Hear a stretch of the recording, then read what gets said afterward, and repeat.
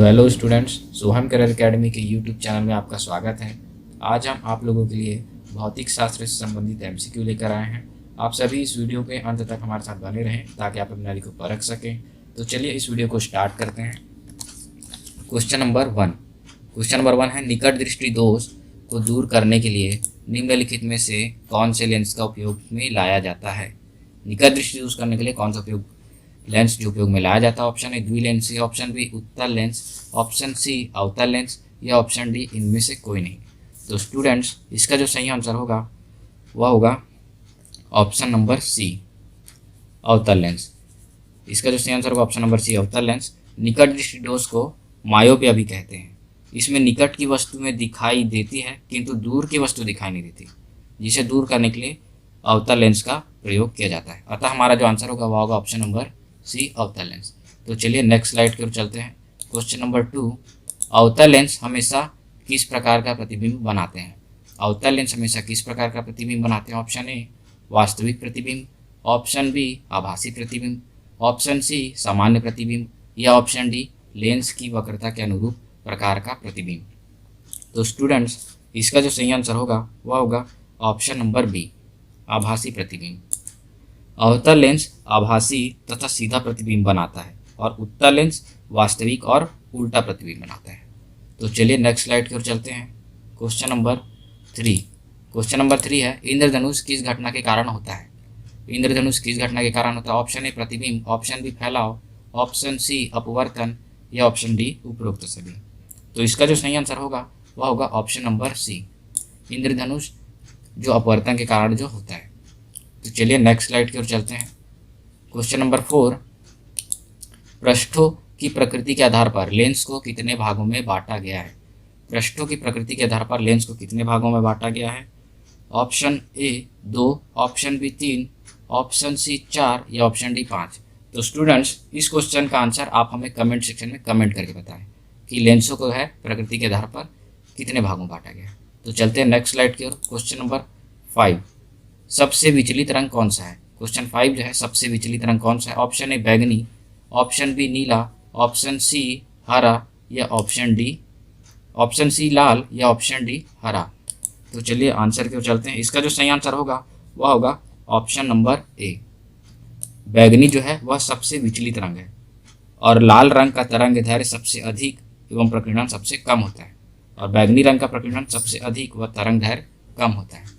तो चलिए next slide पर चलते हैं। क्वेश्चन नंबर 6, सामान्य ट्यूबलाइट में कौन सी गैस होती है। सामान्य ट्यूबलाइट में कौन सी गैस होती है। ऑप्शन ए अग्नि के साथ सोडियम वेपर, नियान के साथ sodium vapour, option C argon के साथ मरकरी वेपर या ऑप्शन डी नियान के साथ मरकरी वेपर। तो सामान्यतः ट्यूबलाइट में जो गैस भरी होती है उसका जो आंसर होगा वह होगा ऑप्शन नंबर सी ऑर्गन के साथ मरकरी वेपर जो है ट्यूबलाइट में उसका प्रयोग किया जाता है।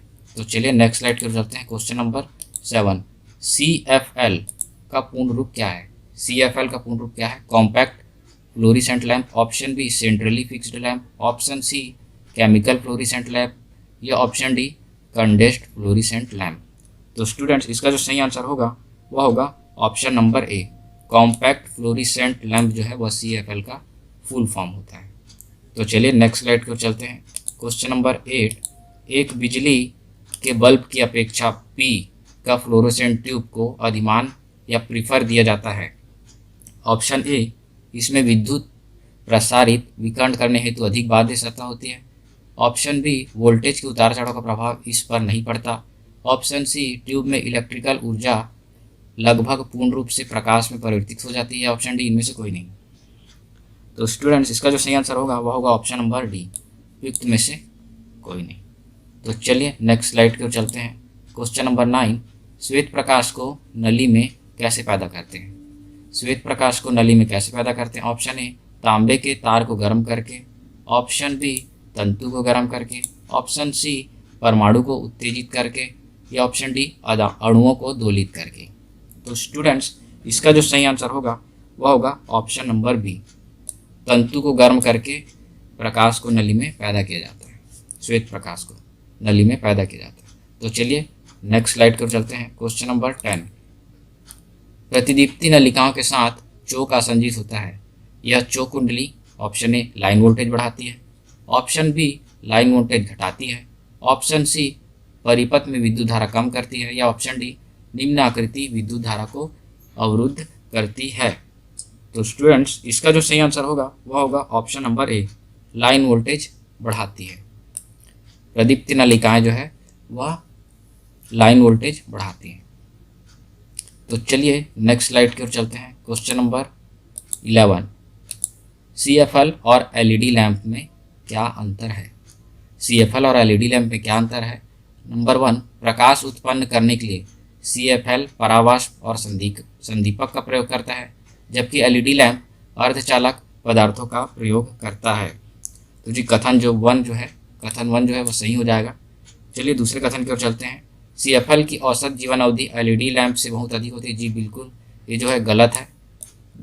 CFL जो है वो LED लैंप से उसकी जो अवधि होती है जो वह अधिक नहीं होती है। नंबर 3, LED लैंप की तुलना में CFL कम ऊर्जा सक्षम है। तो इसका जो सही आंसर होगा वह होगा ऑप्शन नंबर, कथन 3 जो है वह सही होगा। इस तरह जो हमारा जो आंसर होगा वह होगा ऑप्शन नंबर 1 और 3, ऑप्शन नंबर सी, 1 और 3 जो है वह सही हो जाएगा। तो चलिए नेक्स्ट स्लाइड की ओर चलते हैं।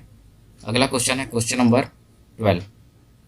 क्वेश्चन है एक्स किरण नलिका से निकलने वाली एक्स किरणों की न्यूनतम तरंग दैर्घ्य का मान निम्न में से किस पर निर्भर करता है? ऑप्शन ए नलिका की धारा पर, ऑप्शन बी नलिका के सिरों पर लगाए विभव पर, ऑप्शन सी नलिका के अंदर की गैस की प्रकृति पर, या ऑप्शन डी लक्ष्य पदार्थ की परमाणु संख्या पर।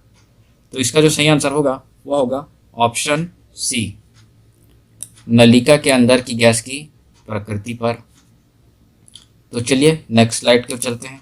क्वेश्चन नंबर 13, नाभिकीय रिएक्टर और परमाणु बम में यह अंतर है कि, नाभिकीय रिएक्टर और परमाणु बम में यह अंतर है कि ऑप्शन ए नाभिकीय रिएक्टर में कोई श्रृंखला अभिक्रिया नहीं होती जबकि परमाणु बम में होती है, ऑप्शन बी नाभिकीय रिएक्टर में श्रृंखला अभिक्रिया नियंत्रित होती है, ऑप्शन सी नाभिकीय रिएक्टर में श्रृंखला अभिक्रिया नियंत्रित नहीं होती, या ऑप्शन डी परमाणु बम में कोई श्रृंखला अभिक्रिया नहीं होती जबकि नाभिकीय रिएक्टर में होती है।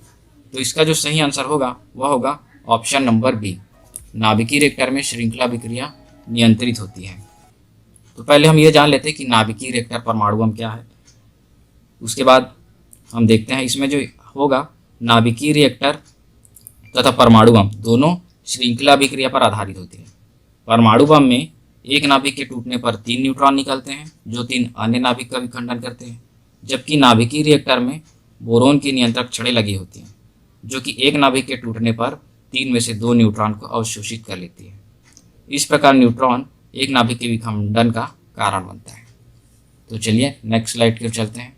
क्वेश्चन नंबर 14, एक्स किरणें हड्डियों से होकर नहीं गुजर पाती क्योंकि ऑप्शन ए हड्डियों का घनत्व अधिक होता है, ऑप्शन बी हड्डियाँ मोटी होती है, ऑप्शन सी उपरोक्त दोनों, या ऑप्शन डी इनमें से कोई नहीं।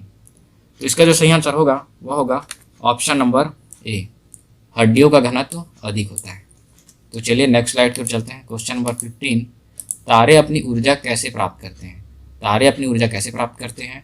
नाभिकीय संलयन से, नाभिकीय रासायनिक अभिक्रिया से, नाभिकीय विखंडन से, या गुरुत्वीय संकुचन से। ऑप्शन ए 1 और 2, ऑप्शन बी 1, 2, 3, ऑप्शन सी 1 और 4, या ऑप्शन डी 2 और 4। तो इसका जो सही आंसर होगा वह होगा ऑप्शन नंबर सी, तारे अपनी ऊर्जा नाभिकीय संलयन और गुरुत्वीय संकुचन से प्राप्त करते हैं। तो चलिए नेक्स्ट स्लाइड की ओर चलते हैं। क्वेश्चन नंबर 16, परमाणु रिएक्टर क्या है?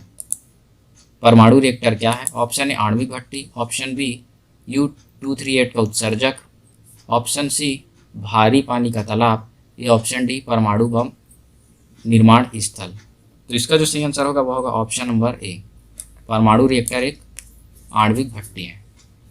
तो चलिए नेक्स्ट स्लाइड की ओर चलते हैं। क्वेश्चन नंबर 17, विद्युत बल्ब के अंदर कौन सी गैस होती है? विद्युत बल्ब के अंदर कौन सी गैस होती है? Option A oxygen, option B carbon dioxide, option C hydrogen, या ऑप्शन डी नाइट्रोजन और ऑर्गन। तो इसका जो सही आंसर होगा वह होगा ऑप्शन नंबर डी, विद्युत बल्ब के अंदर नाइट्रोजन और ऑर्गन की गैस जो है वह भरी होती है। तो चलिए नेक्स्ट स्लाइड की ओर चलते हैं। क्वेश्चन नंबर 18, सूर्य में ऊर्जा उत्पत्ति का मुख्य कारण है। बहुत ही महत्वपूर्ण क्वेश्चन है, अक्सर कई बार पूछा गया इस क्वेश्चन को। सूर्य में ऊर्जा उत्पत्ति का मुख्य कारण ऑप्शन ए नाभिकीय विखंडन द्वारा, ऑप्शन बी नाभिकीय संलयन द्वारा, ऑप्शन सी ऑक्सीकरण अभिक्रियाओं द्वारा या ऑप्शन डी अवकरण अभिक्रियाओं द्वारा।